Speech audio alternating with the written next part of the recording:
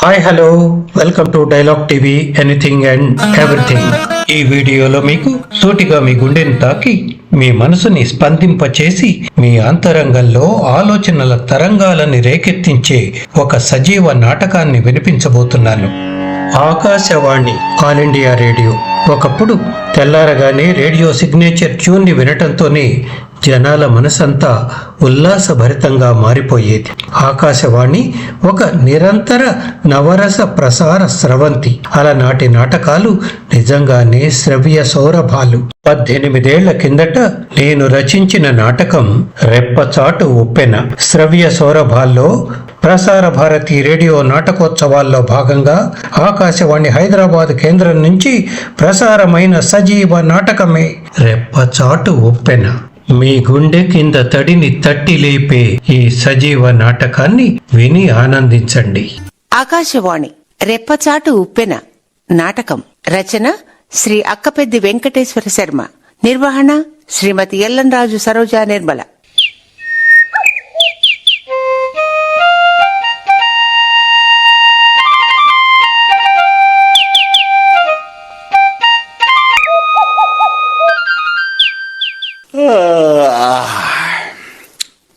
అబ్బా, టైం ఎంత అయింది? అప్పుడే తెల్లారిపోయిందా? ఛీ, నరాల్ని కొరికేసే ఈ చలికాలంలో కూడా టంచనగా 5 కొట్టేసరికల్లా లేచి ఆ భగవద్గీత రికార్డు క్యాసెట్ పెట్టి అందరినీ నిద్ర లేపాలి. ఓ ఎండాకాలం అని లేదు, వానాకాలం అని లేదు, చలికాలం అని లేదు. రొటీన్గా ఇలా జరిగిపోతూనే ఉండాలి. అలా జరగలేదంటే ఈ ఆశ్రమాన్ని నడుపుతున్న గంగాధరం గారు ముక్క చేవాట్లు పెడతారు. తప్పుతుందా? పేరుకి ఈ ఆశ్రమానికి మేనేజర్ని గాని ఆయాని, సర్వెంట్ని, నర్సుని, కుక్కుని, క్లర్క్ని, డాక్టర్ని అన్ని అవతారాలు ఎత్తి చావాల్సిందే కదా. నాంచారమ్మ గారు లేచారా? త్వరగా పాలు కాచి ఆ కాఫీల ఏర్పాట్లు చూడండి. ఈలోగా నేను అందరినీ లేపొస్తాను. హిమాలయ పర్వతాల మీద ముక్కు మూసుకుని జపం చేసుకున్నా ఎంత కష్టం అనిపించదేమో ఈ ముసలాడని లేపడం కన్నా. శంకరయ్య గారు భగవద్గీత మొదలైంది, లేచారా? లేచా మేనేజర్ బాబు. ఇవాళ తోట పని డ్యూటీ మీది, మీ ఆవిడదిను గుర్తుందిగా? ఉంది బాబు, ఓ 10 నిమిషాల్లో రెడీ అయిపోతాం. ఇదిగో వర్ధని నిన్నే గీతా పాఠం మొదలైపోయింది. ఆ మేనేజర్ అరుపులు విన్నావు కదా? లే బొత్తిగా ఓపిక లేకుండా ఉందండి, అందుకే కొంచెం ఎక్కువసేపు కునుకు పట్టింది. లేస్తున్నానండి. మెల్లిగా ఇలా నా భుజం పట్టుకుని లేచి నిలబడు. ముఖం కడుక్కోగలవా? ఎలాగోలా కానిస్తాను. తల తిరుగుతుంది. ఏమండి, కాస్త నా చెయ్యి పట్టుకుని లేవదీయండి. మెల్లిగా. అబ్బా, నీరసంగా ఉందండి. ఒళ్ళంతా చెమటలు పట్టినట్టుంది. ఒంటికి చెమట పట్టిందంటే జ్వరం కాస్త తగ్గుముఖం పట్టినట్టే. కాస్త ఓపిక చేసుకుని వాష్ బేసిన్ దాకా 4 అడుగులు వెయ్యి. ఇదిగో ఇంద టూత్ బ్రష్, పేస్టును. మెల్లిగా కాస్త నీళ్లు నోట్లో పోసుకుని పుక్కిలించు. ఇదిగో తుండుగుడ్డ, ముఖం తుడుచుకో. అబ్బా, చలి విపరీతంగా ఉంది కదూ. అమ్మా, ముఖం గడుక్కున్నాక కాస్త ప్రాణం లేచొచ్చినట్టుగా ఉంది. నాంచారమ్మ గారు ఇంకా లేచినట్టు లేదు. వంటగదిలోంచి వాసనలేవి రావడం లేదు. కాఫీ కోసమేనా? పిచ్చిదానా, ఈ ఆశ్రమంలో చేరి 1 ఏడాది దాటింది. 5:30 లోపు ఏ రోజు ఆవిడ కాఫీ పెట్టదు. నువ్వేమో ముఖం కడుక్కోగానే కాఫీ కోసం విలవెల్లాడిపోతావు. చాలండి, నాలిక ఆర్చుకుపోయినట్టు అనిపించి అడుగుతాను. 40 ఏళ్ల పాటు నా చేత్తో వంటింట్లోంచి ఘుమఘుమలాడే కాఫీ రెడీ చేసే కదా మిమ్మల్ని నిద్ర లేపేదాన్ని. ఇన్నేళ్లకి ఇప్పుడు ఈ వయసులో మంచాన పడి వంట ఆవిడ ఇస్తేనే గాని. ఊరుకో వర్ధని, ఏమిటది చిన్న పిల్లలాగా? ఇదిగో నీ వెళ్ళి ఆ నాంచారమ్మ గారిని అడిగి 1 గ్లాసుడు కాఫీ పట్టుకొస్తాను. అందాక ఇలా ఈ మంచం మీద దిండు ఎత్తుగా పెట్టాను, వెనక్కి వాలి విశ్రాంతిగా పడుకో. దిక్కుమాల బతుకైపోయింది. ఒక్కగానొక్క కొడుకు పెరిగి పెద్దవాడై ఉద్ధరిస్తాడనుకున్నాను. ఇంత బతికింటని కలిసొచ్చినట్టు ఏం తక్కువ చేసావండి వాడికి? ఏం పాపం చేసావని మనం ఇలా? ఊరుకో వర్ధని, ఊరుకోమన్నానా? వాడిననే ఏం లాభం? అంతా మన ప్రారంధం అని సరిపెట్టుకోవాలని ఎన్నిసార్లు చెప్పాను. ఊరుకో. ఊరుకో ఊరుకో ఊరుకో. ఎలా ఊరుకోనండి? ఏం మిగిలిందని సరిపెట్టుకోనండి. ప్రయోజకుడై లక్షలు సంపాదిస్తున్న కొడుకే కన్న వాళ్ళ ఆలనా పాలన చూడకుండా కర్మానికి వదిలేస్తే ఈ ముసలి వయసులో ఇలా ఇదిగో వర్ధని, ఇవాళ తోట పని మన ఇద్దరిదట. ఉండు, ఆ కాఫీ సంగతి ఏదో కనుక్కొస్తాను. కడుపులో బాధని బయటకు కక్కేసి నేను కాస్త తేలిక పడతాను. కాని ఆయన గుండె తలుపులు తెరవరు, బాధని బయటపడనివ్వరు. మురళి, ఏం చేశావురా?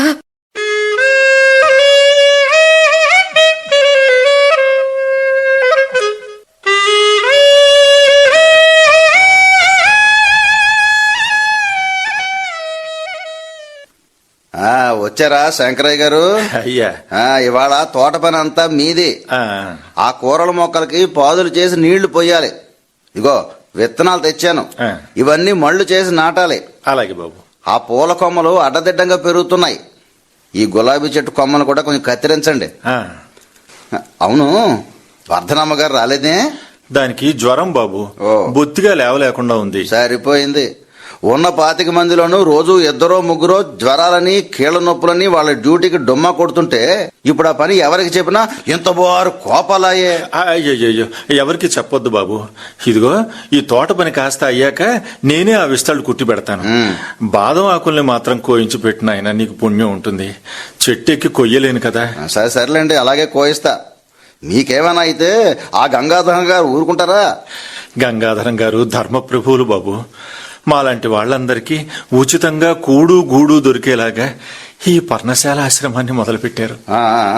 త్వరగా కానివ్వండి. 10 గంగాధరం గారు వస్తారు ఇవాళ. అందరికీ తలో జత కొత్త బట్టలు కూడా పంచి పెడతారట. ఏడాదికి 2 జతల బట్టలు, 2 పూటల కమ్మటి భోజనం, ఘుమఘుమలాడే కాఫీలు. ఆహాహాహా, మొత్తానికి బతికి చెడ్డ భేషుగ్గా ఉంది మీ పని.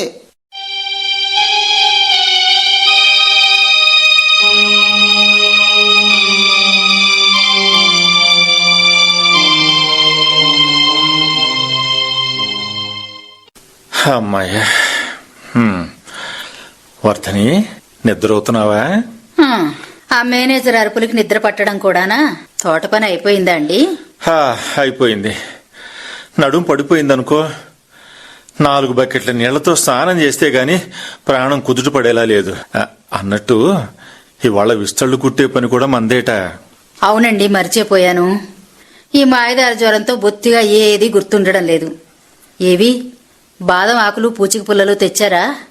ఎలాగోలా ఓపిక చేసుకుని విస్తళ్ళు కుడతాను. నీ మొహం నీరసంతో ఎలా అయిపోయావో తెలుసా? ఇంకా పని కూడానా? ఏమొద్దు గాని నేను విస్తళ్ళు కుడుతూ ఉంటాను, నువ్వు కబుర్లు చెప్పు చాలు. ముందు వెళ్ళి స్నానం చేసి వస్తాను, సరేనా? బతికినంతకాలం ఈయనకి బరువై ఇలా సేవలు చేయించుకోవలసిందేనా భగవంతుడా? గొప్ప హోదాలో ఉన్న కొడుకు ఉండి లేనివాడయ్యాడు. దిక్కులేని పక్షుల్లాగా ఈ గూటికి చేరుకున్నాం. చెట్టంత మనిషి చిక్కి సగం అయ్యారు. అదేమంటే నాకేం కాలేదు, దుక్కలా ఉన్నాను అంటారు. మురళి, ఈ వయసులో మాకీ కష్టాలెందుకురా? 25 ఏళ్ల క్రితం నువ్వు పుట్టాలని, నా కడుపు పండాలని ఎన్నెన్ని పూజలు, ఎన్నెన్ని ఆశలు.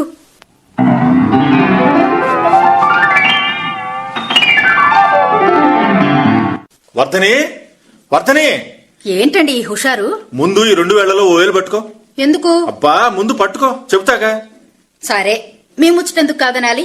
ఇదిగో పట్టుకున్నాను. వావ్, భలే! మగపిల్లాడే పుడతాడని మళ్ళీ పట్టుకున్నావు. అవును, లేడీ డాక్టర్ నువ్వు ప్రెగ్నెంట్ అని చెప్పి 1 వారం రోజులే కదా అయింది. ఈ 1 వారం రోజుల్లోనూ ఎన్నిసార్లు మార్చి వేళ్లు పట్టుకోమన్నా మగపిల్లాడే పుడతాడు అనే వేళ్ళే ఎలా పట్టుకుంటున్నావు? ఎలాగంటే ఖచ్చితంగా మగపిల్లాడే పుడతాడు కాబట్టి. ఇంకా 4వ నెలే, స్కానింగ్ కూడా చేయలేదు. మగపిల్లాడే పుడతాడని ఏమిటంత గ్యారంటీ? గ్యారంటీనే, మగపిల్లాడే పుడతాడు. కావాలంటే పందెం. అబ్బా, మరీ అంత బడాయికి పోకు. బడాయి కాదండి, నమ్మకం. పెళ్లైన 15 ఏళ్లకి నా నోములు ఫలించి కడుపు పండింది. మీకు ఇప్పుడు 40 ఏళ్ల ఆడపిల్ల పుడితే అది ఎప్పుడు పెరిగి పెద్దదవ్వాలి, దాని అచ్చట్లు ముచ్చట్లు ఎలా చూడాలి, అది పెళ్లిడికి వచ్చేసరికి మీరు రిటైర్ అయిపోతారే. అందుకని నా బాధ అంతా ఆ బ్రహ్మదేవుడికి నివేదించాను. నిజంగానేనండి, మనకి బాబే పుడతాడు, బంగారు బాబు. పుట్టబోయేవాడి గురించి ఎన్ని ఆశలే నీకు. ఏమండి, ఇలా నా దగ్గరగా రండి. ఆ. నా పొట్ట మీద మీ తల్లిని పెట్టండి, చెవిని పొట్టకి దగ్గరగా ఆనించి వినండి. ఆ, ఆ, ఆ. అమ్మా అమ్మా అని పిలిచేవాడి లేలేత గొంతు ప్రేమగా వినిపిస్తుంది కదండి. నాన్నగారండి నాన్నగారండి అని వినయంగా పలుకుతుంది కదండి. వింటున్నారా? వింటున్నాను వర్ధనే, వినిపిస్తోంది. తల్లి ప్రేమంటే ఏమిటో, పుట్టబోయే బిడ్డ గురించి నీ ఆరాటం ఎంత గాఢమైందో వినిపిస్తూనే ఉంది. క్షణాల్ని లెక్క పెడుతున్నానండి. నా బతుకును పండించే నా చిట్టి కొండ బుల్లిబుల్లి కాళ్లతో తంతూ నా కడుపులో తిరుగుతూ ఉంటే ఆ స్పర్శకి పులకించిపోవాలని ఎన్ని కలలు. పుడతాడండి, మురళీకృష్ణుడే పుడతాడు. ఏమండి, వాడికి ఈ పేరే పెట్టుకుందాం. ఏ లోటు లేకుండా పెంచుకుందాం. వెండి గిన్నెలో పాలబువ్వ తినిపిస్తూ 7 మల్లెలంతా అబ్బరంగా చూసుకుందాం, సరేనా? బిడ్డ పుట్టక ముందే ఇంత ప్రేమతో మురిసిపోతున్నావే. నువ్వు అన్నట్టు కొడుకే పుడితే నేను అసలు గుర్తుంటానా అని. ఓకే మాస్టారు, మా వాడిని అడిగి వాడు ఒప్పుకుంటే మీకు కూడా కొంచెం టైం ఇస్తాం, సరేనా?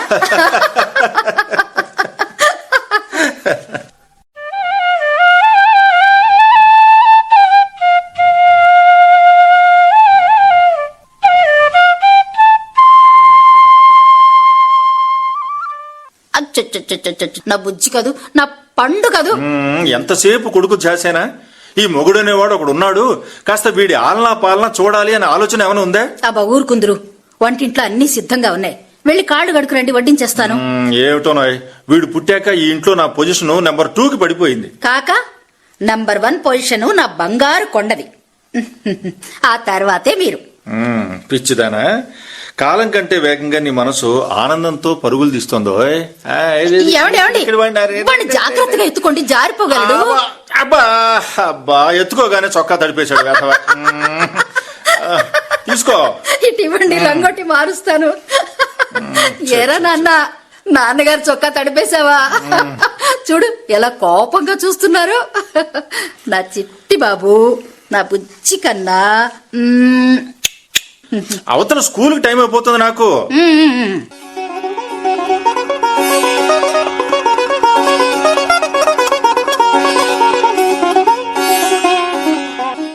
వర్ధనే వర్ధనే వర్ధనే, అరుపు ఏమైంది? ఏమిటో అంత సంబరం? మాకు 3 నెలల జీతం బకాయిలు వచ్చేసినాయి. ఇదిగో తాకట్టు పెట్టిన నీ బంగారు గాజుల జత మార్వాడి కొట్టు నుంచి విడిపించుకొచ్చాను. ఏదేది నీ చేతులు పట్టు. అమ్మయ్యా, ఎంత చల్లని వార్త తెచ్చారండి. బకాయిలు ఇవ్వటమే కాదు, ఇక మీదట మా టీచర్లందరికీ క్రమం తప్పకుండా ప్రతి నెల జీతాలు అందేలాగా మా మేనేజ్మెంట్ ఏర్పాట్లు కూడా చేసిందిట. ఏమండి, నా చిన్నారు బాబుకి ఇక ఏ లోటు లేకుండా ఓ పద్ధతి ప్రకారం సంసారం నడిపిద్దాం. షూర్, అనవసరమైన ఖర్చులన్నీ తగ్గించేద్దాం, సరేనా? సరే.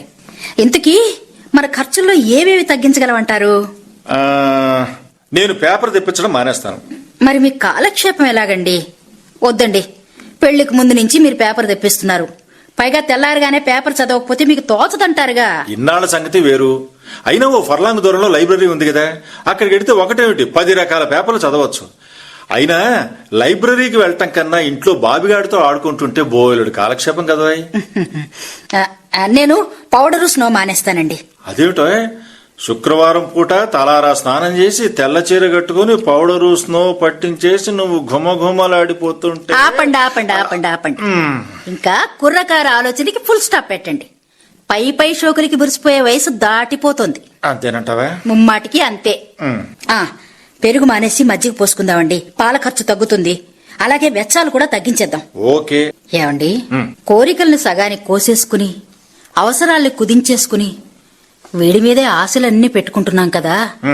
వీడు బాగా చదివి వృత్తిలోకి వచ్చి పెద్దవాడై గొప్ప హోదా సంపాదించాక మనల్ని బాగా చూసుకుంటాడు కదండి. ఎందుకు చూసుకోడు? నీకు బాగా ఇష్టమైన గుత్తొంకాయ వేపుణ్ణి కోడల పిల్ల చేత రోజు వండించి పెడతాడులే. అబ్బా, బేళాకోళం కాదండి, నిజంగా చెప్పండి. వాడు మనని బాగా చూసుకుంటాడు కదా. పిచ్చివర్ధని, మనకి ప్రతిఫలం వస్తుందని ఏ పని చేయకూడదు. ఆశపడి ఒకవేళ జరగకపోతే మనసు క్షోభపడుతుంది. పిల్లాన్ని కన్నాక వాడికి ఏ లోటు రాకుండా పెంచడం వరకే మన బాధ్యత. అంతేగాని మన ఖర్చులన్నీ తగ్గించుకొని కోరికలన్నింటినీ కుదించుకొని వాడిని పెంచుతాం కనుక అదో గొప్ప విశేషం అనుకుంటే అంతా మన భ్రమే. ఇది మరీ బాగుందండి. ఫలితం గురించిన ఊహే తప్పైతే అసలు ఎందుకండి పని చేయాలి? ఓ గులాబీ పూల మొక్కను నాటామనుకోండి, గులాబీ పూలు వస్తాయనే కదా. ఓ టమాటా మొక్కను పెంచామనుకోండి, టమాటాలు కాస్తాయనేగా. గులాబీ పూలు టమాటాలు రావని ముందే తెలిస్తే ఆ చెట్లు ఎందుకు పెంచాలి? గొప్పులెందుకు తవ్వాలి? రోజు నీళ్లెందుకు పొయ్యాలి? కష్టపడి పెంచినప్పుడు ప్రతిఫలం అంది తీరాలండి. ఆ హక్కు లేదనడం అన్యాయం కాదా? వర్ధని, సరే మీరు కాసేపు పిల్లాన్ని పట్టుకోండి, నేను వంటింట్లోకి చొరబడాలి. ఎరా నాయనగా, మీ అమ్మ ఒట్టి పిచ్చిదినా, బొత్తిగా ప్రపంచం తెలియదు. అవును, పెద్దయ్యాక కోడలికి చెప్పి దానికి ఇష్టమైన గుత్తొంకాయ కూరేనా, నాకు ఇష్టమైన కాకరకాయ వేపుడు కూడా చేయించి పెడతావా? వింటున్నా మాస్టారు. నాకేమో ఇప్పటిదాకా ఇన్ని నీతులు చెప్పి తమరేమో ఓ పిచ్చి ముద్దు. ఈ మమతానుబంధం ఉంది చూసావు, దీని ప్రలోభం అప్పుడప్పుడు మనిషిని మరిపించి మురిపిస్తుంది. సమర్థించుకోకండి. పైకి తేలకపోయినా తమరికి వాడు పెద్దయ్యాక గొప్పగా ప్రేమగా చూసుకోవాలని ఆశ. నాకు తెలియదనుకోకండి. ఉంటే ఉంది కాక, అయితే ఏంటిట?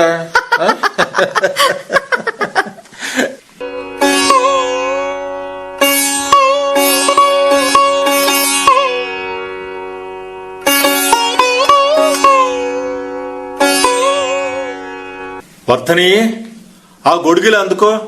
వర్షం ఓ పట్టాన తగ్గేలా లేదు. ఏమండి, చిన్న మాట చెప్పు. ఏం లేదండి, మన మురళి స్నేహితులతో కలిసి ఎక్స్కర్షన్కి వెళ్తాడట. వాళ్ళ స్కూల్ పిల్లలందరూ వెళ్తున్నారటండి. వాడు కూడా వెళ్ళొద్దని వాడికి నిన్ననే చెప్పానే. మధ్యలో నీ సిఫార్సు దేనికి? అది కాదండి. చూడు వర్ధని, 10th క్లాస్ కి రాగానే వాడేదో పెద్ద మొనగాడైపోయాడు అనుకోవద్దని చెప్పు. పెదవికి నిండా 15 ఏళ్ల వయసు లేదు, అరకులోయ విహారయాత్ర కావాల్సి వచ్చిందే. అరకులోయ ఎంతో బాగుంటుందమ్మా, మా క్లాస్ టీచర్ చెప్పింది. అందుకే విహారయాత్ర ఏర్పాటు చేశారు. అమ్మా నాన్నను ఒప్పుకోమనవే ప్లీజ్. వీల్లేదు. దగ్గరే దాపా. పైగా 300 రూపాయల ఖర్చు, నా జీతంలో 3వ వంతు. అంటే 10 రోజుల పాటు మన ముగ్గురికి అయ్యే మొత్తం ఖర్చు. ఏం అక్కర్లేదు, డబ్బు దండగట. ఓ సరదా లేదు, సంతోషం లేదు, ప్రతిదానికి వద్దంటారు. అమ్మా, మా ఫ్రెండ్స్ అందరూ వెళ్తున్నారే, నేను ఒక్కడినే. వాళ్ళ నాన్నలు మూటలు సంపాదిస్తున్నారేమోరా, కాని నీ తండ్రి ఓ మామూలు బడిపంతులు, అది మర్చిపోకు. మన తాహతును మించిన ఖరీదైన కోరికలు ఆరోగ్యానికి అంత మంచివి కావు. తాహతు ఏ కోరిక తీర్చే తాహతు లేనప్పుడు పిల్లలు ఎందుకు అనాలట? అంత కుమ్ములొచ్చాయా నీకు? మీరు ఊరుకోండి ముందు. మురళి, నువ్వు లోపలికి పోరా. ఒక్కసారి కాదు, 100 సార్లు అంటారు. పోషించలేనప్పుడు, ఏ ముచ్చట్లు తీర్చలేనప్పుడు ఎందుకు అన్నారట? ఏం చేస్తారు? కొడతారా? కొట్టండి. నేను మీకంటే చిన్నాడనే కదా. ఇన్నాళ్ళు నీ గారాబంతో వాడు దారి తప్పుతున్నాడని తెలిసినా కూడా నిన్ను బాధపెట్టడం ఇష్టం లేక కూరుకున్నాను. ఇక తప్పదు. ఏమండి? అంతే, నేను నిర్ణయానికి వచ్చాను. ఏమిటండి? ఏం చేస్తారు? పక్క టౌన్ లో రెసిడెన్షియల్ స్కూల్ ఉంది. ఎంత ఖర్చు అయినా సరే అక్కడే చేర్పిస్తాను. ఆ స్కూల్లో అంతా మిలిటరీ డిసిప్లిన్. నోరెత్తితే చెతక్కొట్టి దారికి తీసుకొస్తారు. రేపే వెళ్లి ఆ స్కూల్ ప్రిన్సిపాల్ తో మాట్లాడతాను. నిన్నెవరు అడిగాడు రా? నోరు మూసుకొని పడుండు. తిక్క వేషాలు వేసావంటే తొక్కి నారదీస్తానేమనుకున్నావు. వద్దనే, వాడి బట్టలు సర్దిపెట్టు. రేపు తెల్లారిగానే ప్రయాణం. ఇదే నా నిర్ణయం, దీనికి ఎవరు ఎదురు చెప్పొద్దు.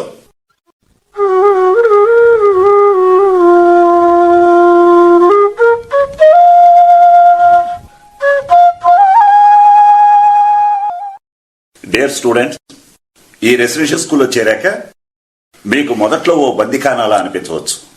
But you have to adjust your self. ఇక చదువు విషయానికి వస్తే, చదవగలిగి అశ్రద్ధ చేసే స్టూడెంట్స్ ని నేను ఏమాత్రం స్పేర్ చేయను సుమా. ఎప్పటికప్పుడు అన్ని సబ్జెక్ట్స్ లో మీ పెర్ఫార్మెన్స్ ఎలా ఉందో చెక్ చేస్తూనే ఉంటాను. నమస్కారం గంగాధరం గారు. ఓ శంకరయ్య గారా, రండి. మురళి, నేను చూడటానికి మీ పేరెంట్స్ వచ్చారయ్యా. మాట్లాడటం అయిపోయాక క్లాస్కి రా. Okay sir. బాబు మురళి, నా తండ్రి, ఎలా ఉన్నావురా? ఇక్కడ నీకు బాగానే ఉందా? ఖైదీల్ని ఎవరూ అడిగి జైల్లో పడేరుగా. మురళి, తెచ్చి పడేశారుగా ఈ నరకంలోకి. ఈ పలకరింపులు ఎందుకులే. 4 రోజులుగా నా చావేదో నేను చస్తున్నాను. ఏం మాటలురా మురళి?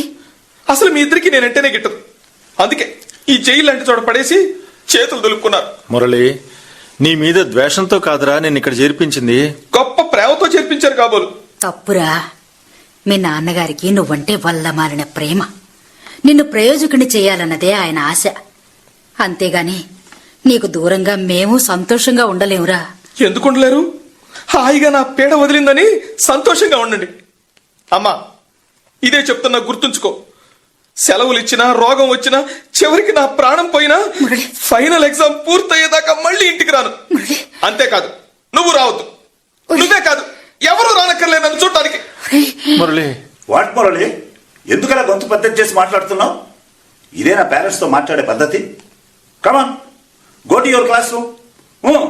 Go first. మురళి, మురళి.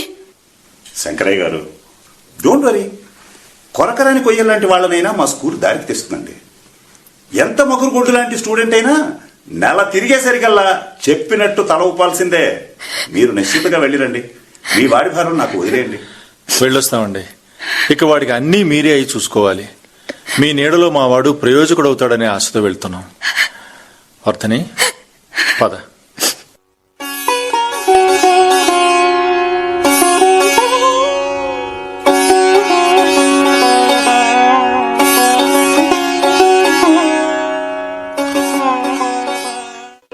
ఏమిట్రా మురళి నువ్వనేది? అమెరికా? అమెరికా వెళ్తావా? నేను తెలుగులోనేగా చెప్పాను. అంత అర్థం కాకపోవడానికి ఏముంది? ఎంఎస్ చదవటానికి టెక్సాస్ యూనివర్సిటీకి అప్లై చేశాను. సీట్ వచ్చింది, వెళ్ళాలి. అమెరికా చదవంటే ఎంత ఖర్చు అవుతుందండి? ఎంత ఖర్చు అవుతుంది అని కాదే, అసలు ఖర్చు పెట్టడానికి మన దగ్గర ఏం మిగిలింది అని అడుగు. టెక్సాస్ యూనివర్సిటీలో ఎంఎస్కి సీట్ రావటం అంటే మాటలు కాదు. డబ్బుదే ఉంది. కోర్సు పూర్తయి జాబ్లో జాయిన్ అయితే ఏడాది తిరిగేసరికి ఖర్చు పెట్టిందంతా సంపాదిస్తాను. 10th క్లాస్ ఫస్ట్ను పాస్ అయ్యావని ఇంటర్లో చేర్పిస్తే అదేదో స్పెషల్ కోచింగ్ సెంటర్లో ఎంసెట్ కోచింగు అన్నావు. ఉన్న ఇంటి మీద అప్పు తెచ్చాను. ఇంజనీరింగ్ సీట్ తెచ్చుకున్నావు. ఇంటినే అమ్మేశాను. ఇప్పుడు 6 ఏళ్లు గడిచాక ఇంజనీర్ వై ఏదో జాబ్ చూసుకుంటావు అనుకుంటే ఎంఎస్ అంటూ అమెరికా వెళ్తానంటే ఇక్కడ జాబ్ చేస్తే ఏమొస్తుంది? 5,000 10,000, దట్స్ ఆల్. అది కాదు నా యాంబిషన్. ఎంఎస్ చదవాలి, మంచి పొజిషన్తో హై స్టేటస్తో జాబ్ మొదలు పెట్టాలి. అప్పుడే పైకి ఎదిగే ఛాన్స్ ఉంటుంది. అమెరికా చదవంటే ఎంత అవుతుందండి? ఎంతో లేదే, 2 ఏళ్ల ఎంఎస్ పూర్తి అవడానికి జస్ట్ 5 లక్షలు. 5 లక్షలే? అంత ఆశ్చర్యపోనవసరం లేదమ్మా.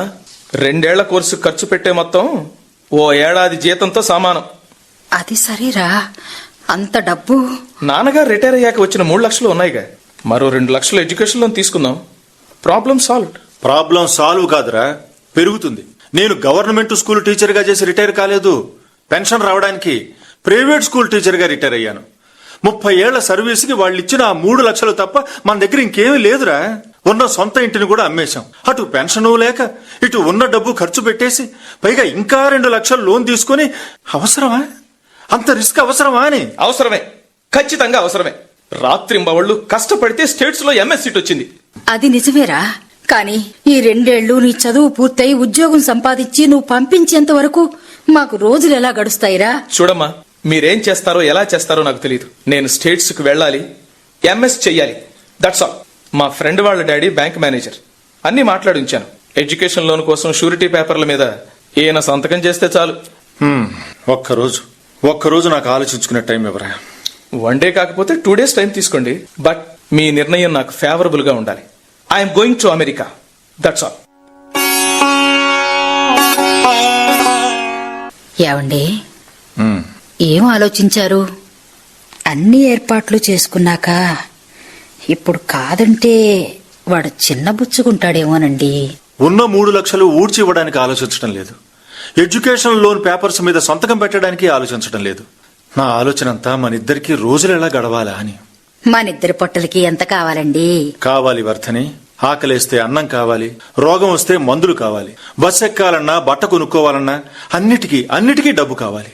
సూర్యోదయం నుంచి సూర్యాస్తమయం దాకా నెత్తిన గొడుగు లేకుండా బతకొచ్చు, కాలికి జోడు లేకుండా తిరగచ్చు. కానీ కాలే కడుపుకి గుప్పుడు మెతుకులు లేకుండా బతకలేమే. ఆ గుప్పుడు మెతుకులైనా డబ్బులు ఇవ్వందే చేతికి రావు. అదే నా ఆలోచన. స్కూల్లో రిటైర్ అయ్యాను కదా అని ఈ 2 ఏళ్లుగా పిల్లలకి ట్యూషన్లు చెప్పడం మానేశారు. ఒంట్లో సత్తు ఉన్నంతకాలం మీరు ట్యూషన్లు చెప్పండి, నేను నాకు తోచిన సహాయం చేస్తాను. ఎలాగోలా ఈ 2 ఏళ్లు గడవకపోవు. ఆ తర్వాత అన్ని వాడే చూసుకుంటాడు. ఏడాదిలో అప్పులన్నీ తీర్చేస్తాడు. ఆ తర్వాత వాడికి పెళ్లి చేస్తే అక్కడతో ఆపు. ఇవాల్టి సంగతి చెప్పవే అంటే నువ్వేమిటి పంచవర్ష ప్రణాళిక గురించి లెక్చర్ ఇస్తావు? ఇక మాట్లాడేందుకు ఏముంది, వాడు చెప్పినట్టే కానివ్వండి. అంతేనంటావా? అంతే అంతే అంతే.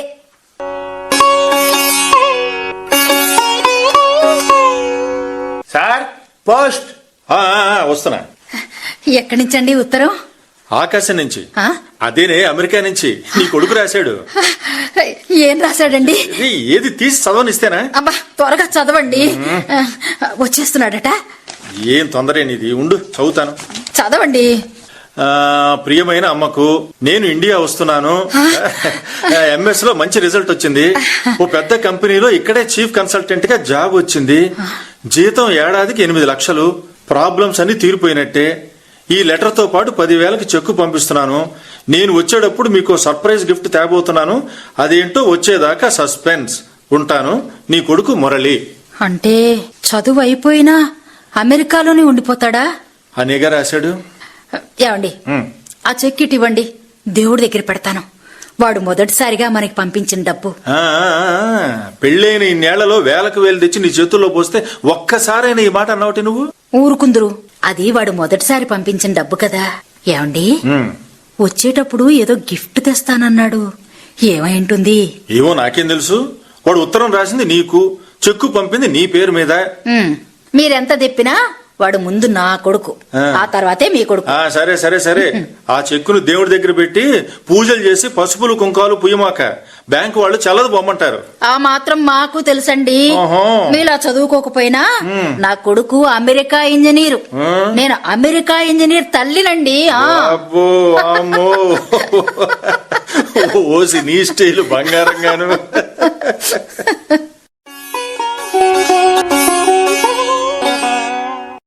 ఏంట్రా నువ్వనేది? వచ్చి వారం రోజులు కాలేదు, అప్పుడే అమెరికా వెళ్ళిపోతావా? మమ్మీ, మాకు ఎక్కువ రోజులు సెలవు పెట్టడానికి కుదరదు. I have to go.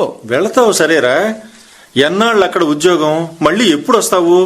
రావడమా? ఇండియాక? Never. అంటే పర్మనెంట్ గా అక్కడే ఉండిపోతావా? ఉండిపోక ఇక్కడికి వచ్చి ఏం చేయాలి? యునో, అక్కడ నా జీతం ఏడాదికి 8 లక్షలు, అంటే నెలకి దాదాపు 70,000. ఇక్కడ రూపాయి కంటే అక్కడ డాలర్ 50 రెట్లు విలువైంది. అమెరికాలోనే సెటిల్ అయిపోవడానికి నిర్ణయించుకున్నావు అనమాట. యా, నేనే కాదు, అమెరికా వెళ్లిన వాడెవడు ఇండియాకి రావాలనుకోడు. మరి మా సంగతి ఏంట్రా? మీ సంగతే ఉంది, నెల నెలా డబ్బు పంపిస్తాను, హ్యాపీగా ఇక్కడే ఉండండి. మురళి, అమెరికాలో వచ్చేంత గొప్ప జీతాలు ఇక్కడ రాకపోవచ్చురా, కానీ నీ చదువుకి ఇక్కడ పెద్ద పెద్ద ఉద్యోగాలే దొరుకుతాయి. ఒరే నాన్న, మేము పెద్దవాళ్ళం అయిపోయాంరా. ఒక్కగానొక్క కొడుకువి, నిన్ను చూసుకుంటూ. Mummy, don't be so sentimental. ప్రపంచం మీ కాలంలో ఎడ్ల బండిలో ప్రయాణం చేస్తే మా కాలంలో ఇవాళ జెట్ స్పీడ్ లో పరుగులు తీస్తోంది. పరుగులు తీసే కాలంలో అవకాశాలను సొంతం చేసుకోవాలంటే సెంటిమెంట్స్ ఉండకూడదు. పేరెంట్స్ అనే 3 అక్షరాల కన్నా డాలర్స్ అనే 3 అక్షరాలే విలువైనవి అంటావు, అంతేనా? అంతేకాదు, సెంటిమెంట్ అనే 4 అక్షరాల కన్నా గ్రీన్ కార్డ్ అనే 4 అక్షరాలే విలువైనవి అంటాను. ఒరే, మరి నీ చదువు కోసం తీసుకున్న బ్యాంకు లోన్ సంగతి? నాకు తెలుసు మీరు ఈ ప్రశ్న అడుగుతారని, అందుకే ముందే క్లియర్ చేశాను. వీకెండ్స్ లో పార్ట్ టైం జాబ్ చేస్తూ సంపాదించిన డబ్బుతో ఎడ్యుకేషన్ లోన్ 2 లక్షలు ప్లస్ వడ్డీ మొత్తం బ్యాంకులో కట్టేశాను. ఇవిగోండి పేపర్స్. బై వచ్చే ముందు లెటర్లో మీకు సర్ప్రైజ్ గిఫ్ట్ తేబోతున్నాను అని రాశాను కదా, గుర్తుందా? ఏంటిరా గిఫ్ట్? ఏది? వాళ్ళ పుట్టింట్లో ఉంది. గిఫ్ట్ పుట్టింట్లో ఉండడం ఏంట్రా? ఓహ్ మమ్మీ, గిఫ్ట్ అంటే నీ కోడలు మనమడు. ఏమిటి? మా అత్తగారింట్లో ఉన్నారు, రేపు వచ్చేస్తారు ఇక్కడికి. కోడలా? మనవడా? ఏంట్రా ఏంట్రా మురళి నువ్వనేది? అంత ఆశ్చర్యపోవడానికి ఏముంది? ఎంఎస్ స్టడీస్ కి వెళ్లిన 6 నెలలకే సుజాతను లైక్ చేశాను. ఇద్దరం అక్కడే మ్యారేజ్ చేసుకున్నాం. నా ఎంఎస్ పూర్తయ్యేసరికి మగపిల్లాడు పుట్టాడు. సుజాత చెల్లెలి పెళ్లి నిన్నే జరిగింది, అందుకే ఇక్కడికి వచ్చాం. అంటే నువ్వొచ్చింది నీ మరదల పెళ్లికి, మమ్మల్ని చూడటానికి కాదన్నమాట. మమ్మీ, ఇందుకే మీకు చెప్పండి, ప్రతిదానికి ఓ సీన్ క్రియేట్ చేస్తారు. మేం బతికుండి చచ్చిన వాళ్ళతో సమానం అయ్యావా? అమెరికాలో ఇన్స్టెంట్ ఫుడ్ తినడానికి అలవాటు పడిన నీ కొడుకు రెడీమేడ్ గా మనవడితో సహా కోడల్ని తెచ్చాను అంటే సంతోషించాలే, బాధపడకూడదు.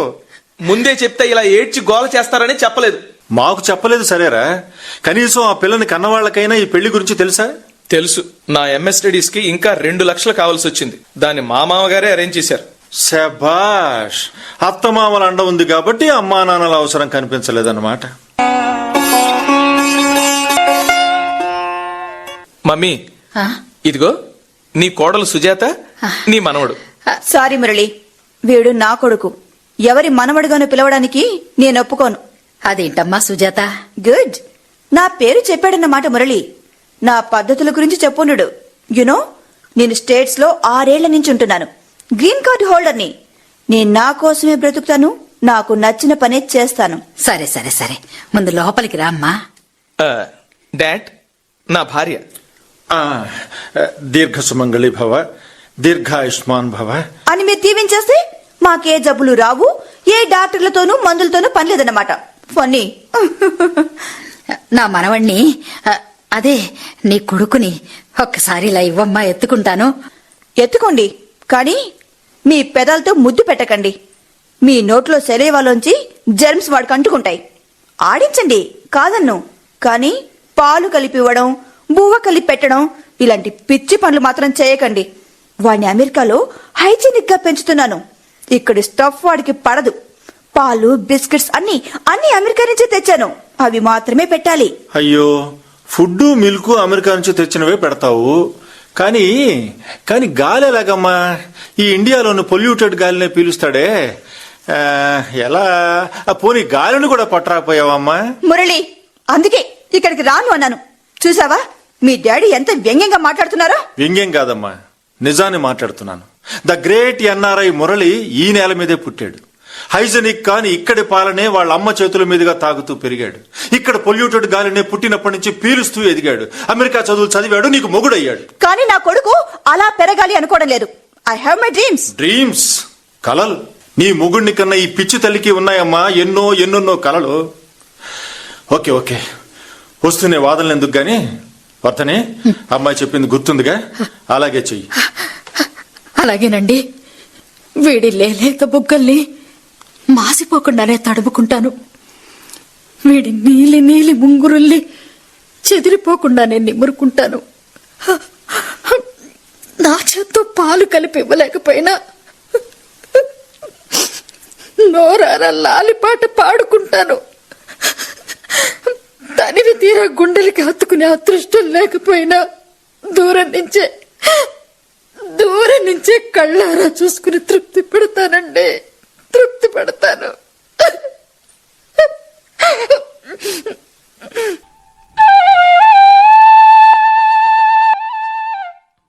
అమ్మా సుజాత, పెద్దదాన్ని, తెలుసో తెలియకో ఏదో మాట్లాడేశాను, మనసులో పెట్టుకోకమ్మా. ఇందా, నీలాంటి గొప్పింటి పిల్లకి గొప్ప గొప్ప కానుకలిచ్చే స్తోమత మాకు లేదు. ఏదో మా శక్తి కొద్దీ బొట్టు పెట్టి ఈ చీర పెడతాను, కాదనకమ్మా. అలాగే ఈ చిన్న బంగారు కొలుసుని నా చేత్తో నా మనవడి, అదేనమ్మా, నీ కొడుకు మెళ్ళో వేస్తాను. సరేనా? త్వరగా కానివ్వండి, టైం అవుతోంది. మమ్మీ, నేను వెళ్ళి ఆటో పిలుచుకొస్తాను. అమ్మా సుజాత, ఒకే ఒక్కసారి నా మనవడి బుగ్గ మీద ముద్దు పెట్టుకుంటానమ్మా, కాదనకు. ఎంగిలి అంటకుండా పెదాల్ని చీర కొంగుతో తుడిచేసుకుంటానమ్మా. ఊపిరి తగలకుండా ఆ కొద్ది క్షణాలు శ్వాస బిగపట్టుకుంటాను. సరేనా? ఈ ఒక్క కోరికని కాదనకమ్మా. అబ్బబ్బబ్బా, మీ చాటస్థలతో చంపేస్తారు. అలాగే కానివ్వండి, బట్ 5 seconds ఓన్లీ. చాలమ్మా, చాలు.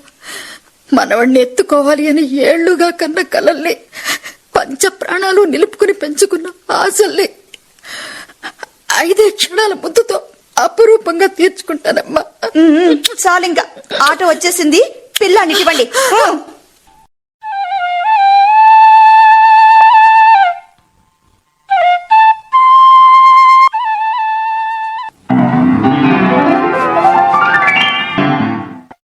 వర్ధని, ఇవాళ స్వామీజీ వస్తున్నారట, వారి ఉపన్యాసం కూడా ఉందిటే. ఏమిటది? ఏదో దీర్ఘాలోచనలో పడ్డట్టున్నావు. మెల్లిగాలే. ఏమిటి, ఎలా ఉంది? నీరసంగా ఉందండి.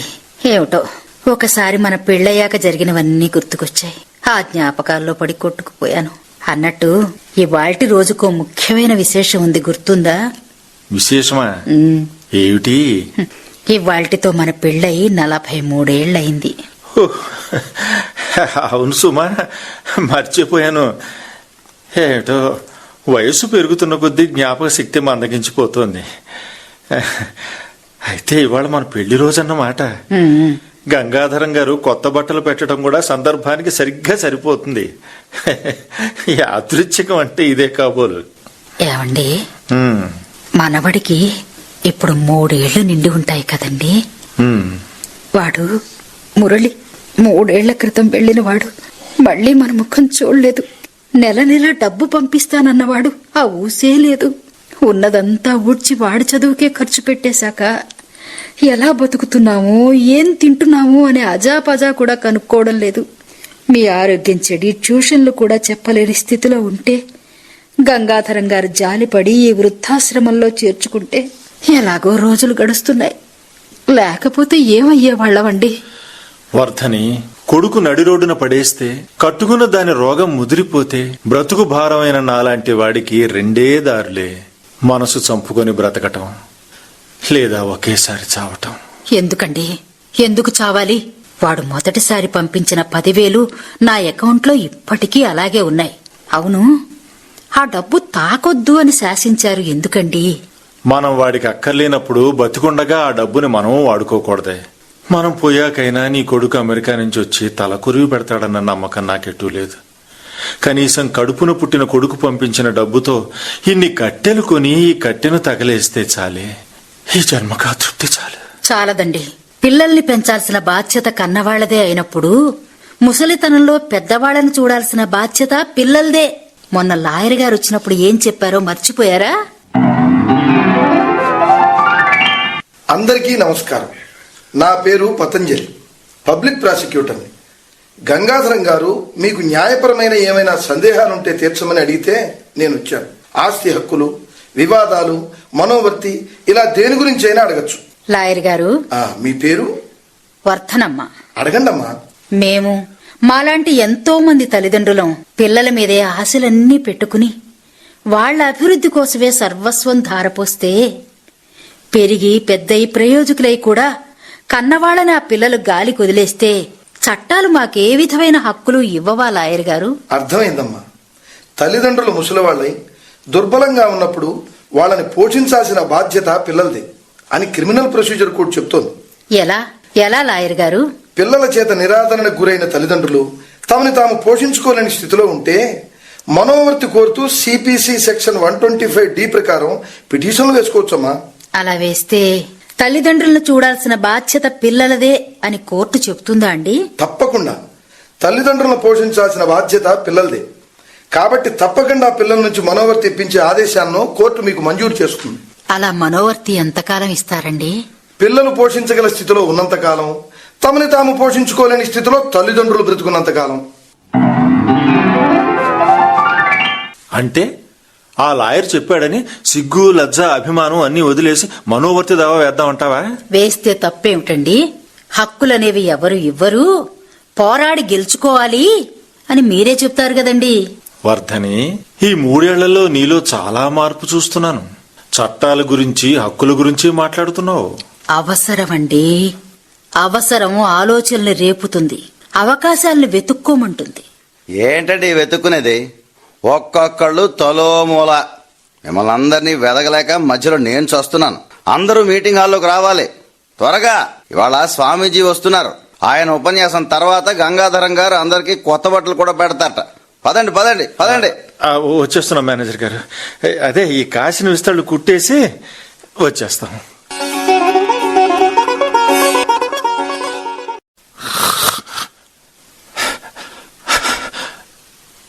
వర్ధని, ఏమైందండి? అయ్యో, అలా అయిపోతున్నారేమిటండి? అరే శంకరయ్య గారు, ఏమండి? శంకరయ్య గారు, అయ్యో, ఏమైందమ్మా? ఏమోనండి. ఏమండి? శంకరయ్య గారు, అరే ముఖం అంతా చెమటలు పట్టేసే. శంకరయ్య గారు మాట్లాడండి. ఏమండి? ఏమండి? ఏమండి? My God, sudden heart attack లాగుంది. ఇప్పటిదాకా మాట్లాడుతూనే ఉన్నారండి, ఉన్నట్టుండి. ఏమండి? ఏమండి? లాభం లేదమ్మా, చిలక పంజరాన్ని వదిలేసింది.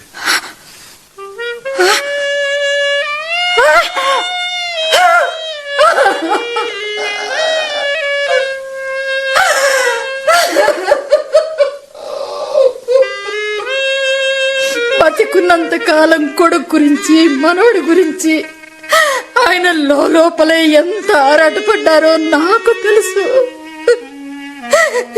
ఇవాళ అన్ని తెంచేసుకుని వెళ్ళిపోయారండి, వెళ్ళిపోయారు. కాస్త ధైర్యంగా ఉండాలి. అమెరికాలో మీ అబ్బాయి ఫోన్ నంబర్ ఏదైనా ఉంది బాబు. 3 ఏళ్లుగా ఒక్కసారైనా ఫోన్ చేయని నా కొడుకు నంబరు భద్రంగా డైరీలో ఉంది బాబు.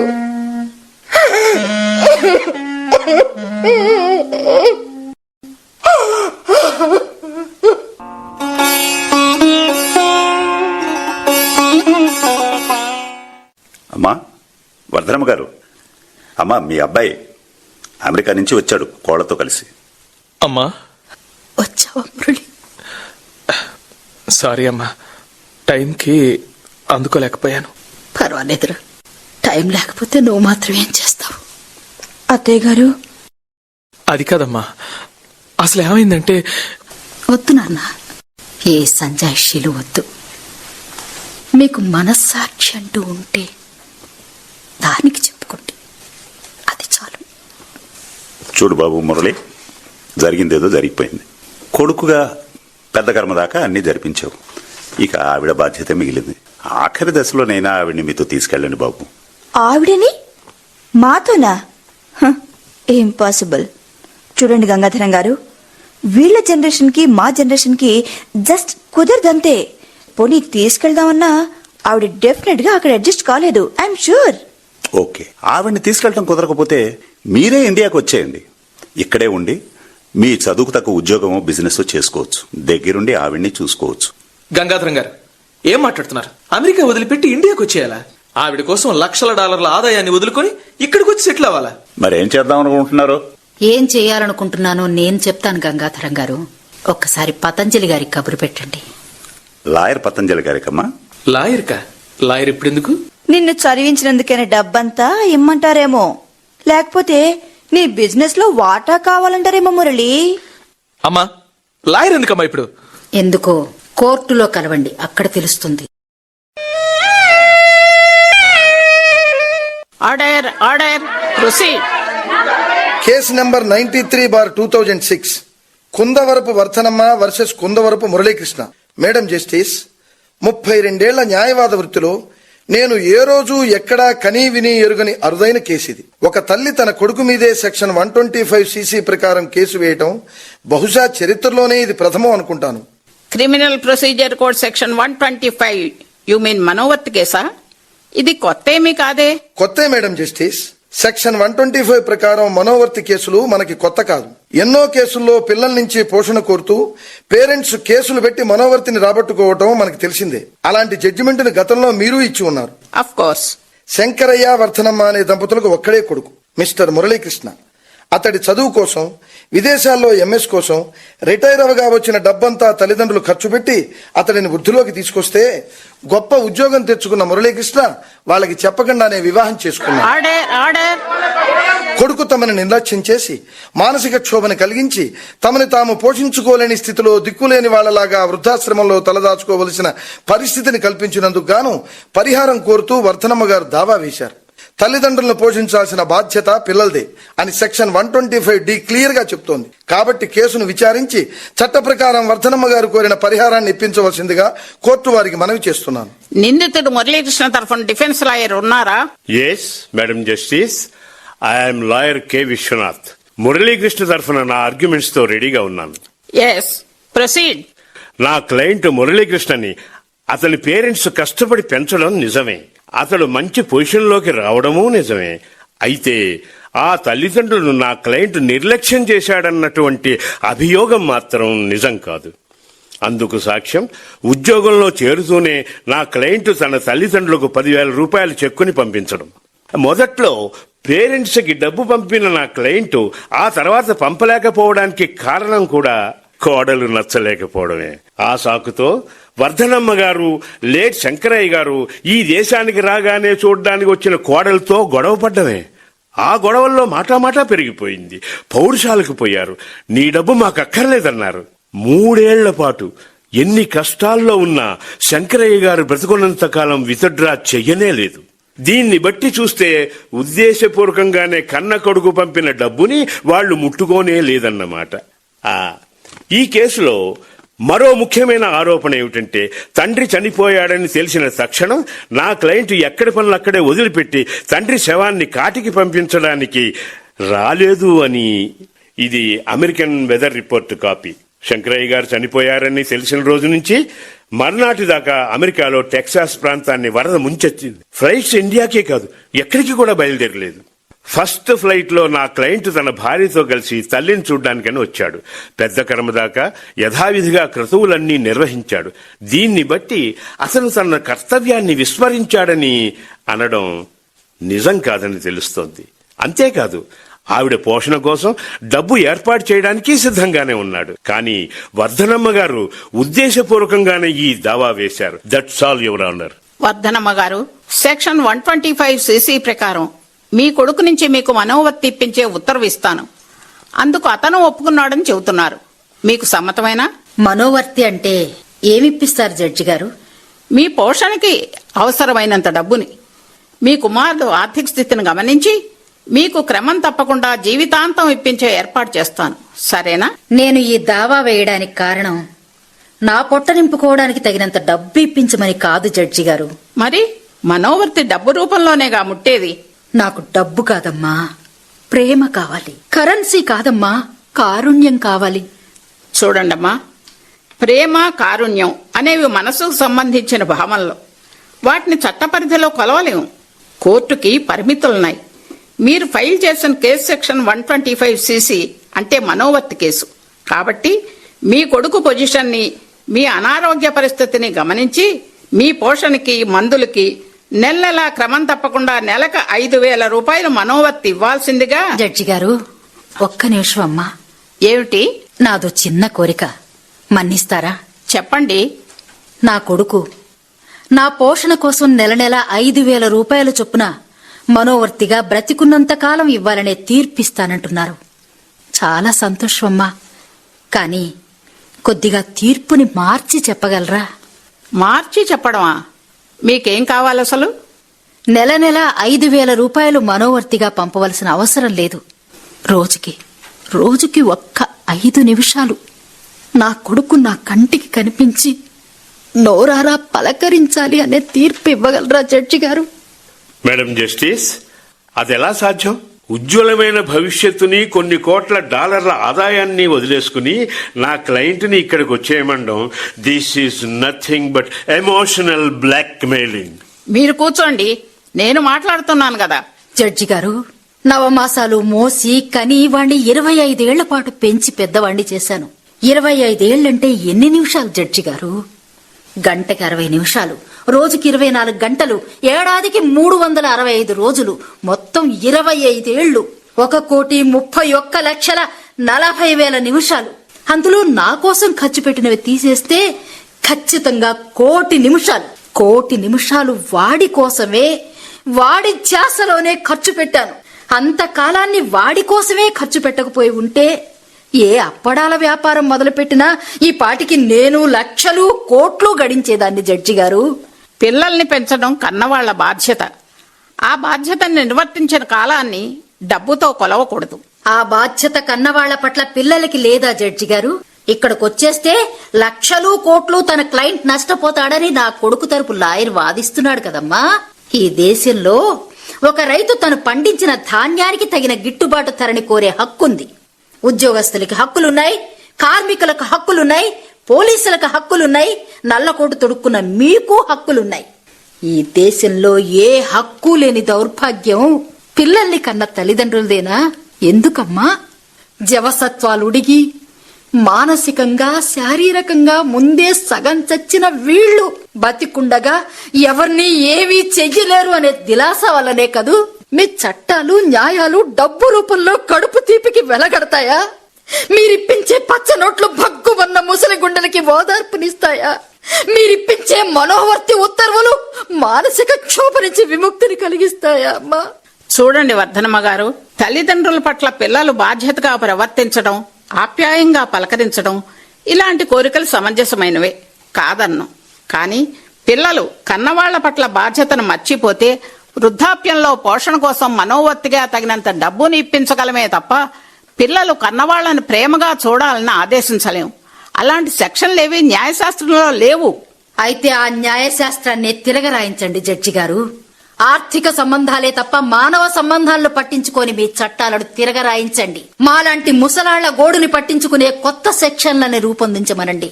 బిడ్డల మీద కన్నవాళ్లకి కనీస హక్కుల్ని కల్పించండి. నా కొడుకు లాంటి అవకాశవాదులకి బుద్ధి చెప్పే సరికొత్త చట్టాలను చేయమనండి. అదే జరక్కపోతే కారుణ్యం కురిపించిన కన్నవాళ్ల గుండెలే భగ్గుమంటే నిస్సహాయంగా కురిసే కన్నీళ్లే రెప్పచాటు ఉప్పెనలవుతాయి. కళ్లల్లో పెట్టుకుని పెంచిన బిడ్డలే శత్రువులైతే శతమానం భవతి అని దీవించిన చేతులే సర్వనాశనం కమ్మని శపిస్తాయి.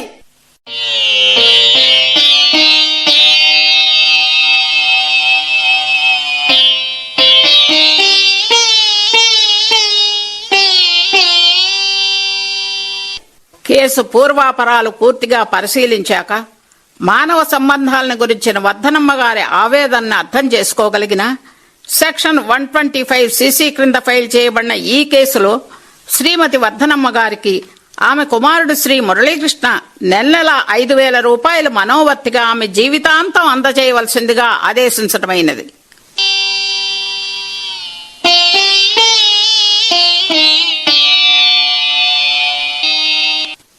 వర్ధనమ్మ గారండి. ఏంటి మేనేజర్ బాబు? మీ కొడుకు గారు అమెరికా వెళ్లిపోయి వారం రోజులైంది కదా, ఇన్నాళ్ల నుంచి మిమ్మల్ని ఒక్క ప్రశ్న అడగాలనుందండి. అడగమంటారా? అడుగు. మరేం లేదండి, నెల నెల మీ కొడుకు గారు 5,000 పంపిస్తానంటే ఆ డబ్బుని ఆశ్రమం పేరు మీద పంపించమని, మళ్ళీ మీరు ఈ ఆశ్రమంలో ఇలా అనాథగా. నేను అనాథనేంటి బాబు? నాకు మీరంతా లేరు. ఏంటో అదే డబ్బు నాకు గాని ఇస్తే ఈ ఉద్యోగం మానేసి హాయిగా కాలు మీద కాలు వేసుకుని బతికేవాడిని. ఏంటో శంకరయ్య గారు అర్థమయ్యారు గనకనా మీరు అర్థం కావడానికి. మేనేజర్ బాబు, రేపటి నుంచి విస్తళ్ళు కుట్టే పని, తోట పని కూడా నేనే చేస్తాను. రేపు మా వంతే కదూ? ఏంటి, ఇద్దరి పని మీరే చేస్తారా? అలాగే కానండి. ఓ మనిషి తక్కువయ్యాడు, రేపు తోట పని ఎలాగా అని కొట్టుకుంటున్నాను. అలాగే బాబు, చీకటి పడుతోంది. కొత్త ఏముంది, మామూలుగా. ఒక్కసారి ఆ భగవద్గీత రికార్డు వినిపించు. ఆ రికార్డు పొద్దున పూటేగా, ఇప్పుడెందుకు? వినాలనుంది బాబు. ఏంటో ఎన్నిసార్లు వింటారో. సరే, నాదేం పోయింది, స్విచ్ నొక్కడమేగా. అలాగే. చీకట్లో కళ్ళు మూసుకుని భగవద్గీత వింటే ఏవేవో దృశ్యాలు కనిపిస్తాయి. ఈ చీకటి తెల్లారకుండా ఉండే రోజు ఎప్పుడొస్తుందో అంతదాకా ఈ వెలుతుర్ని భరించక తప్పదుగా. రెప్పచాటు ఉప్పెన నాటకం విన్నారు. రచన శ్రీ అక్కపెద్ది వెంకటేశ్వర శర్మ. నాటక నిర్వహణ శ్రీమతి ఎల్లంరాజు సరోజా నిర్మల. ఈ నాటకం ఆకాశవాణి హైదరాబాద్ కేంద్ర సమర్పణ. సో మా డైలాగ్ టీవీ మీకు నచ్చితే లైక్ చేయండి, షేర్ చేయండి, కామెంట్ చేయండి. అలాగే ఈ వీడియో కింద ఉన్న సబ్స్క్రైబ్ బటన్ని నొక్కి గంట గుర్తుని యాక్టివేట్ చేసి మా డైలాగ్ టీవీని సబ్స్క్రైబ్ చేసుకొని ఎప్పటికప్పుడు మా సరికొత్త వీడియోలను చూసి ఎంజాయ్ చేయండి. Thank you.